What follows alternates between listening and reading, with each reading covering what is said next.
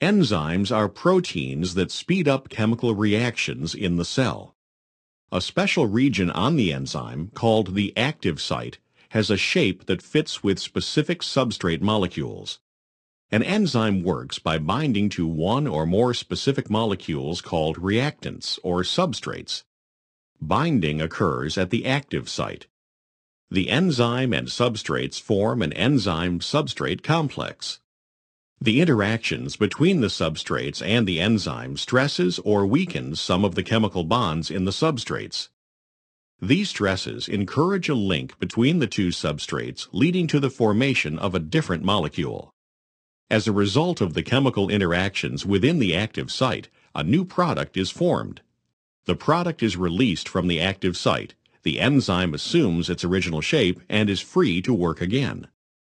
Although this reaction has specifically illustrated the formation of a single product from two substrate molecules, other enzymes catalyze the formation of two products from a single substrate.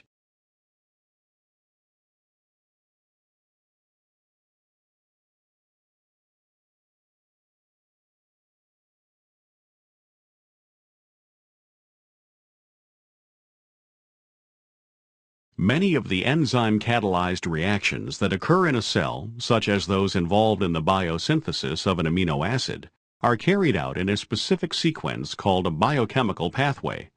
In such pathways, the product of one reaction becomes the substrate for the next reaction. If the end product of a pathway, such as an amino acid, becomes available in the environment, it is unnecessary and wasteful for the cells to continue to produce the product. Cells therefore have the ability to shut down a pathway when it is not needed. In feedback inhibition, the end product of the pathway reacts with the first enzyme that is unique to the pathway.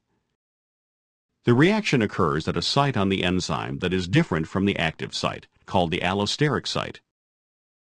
When the product binds to the allosteric site, the enzyme undergoes a conformational change and can no longer react with its substrate. There is no substrate for subsequent steps in the pathway, and the final product is no longer synthesized.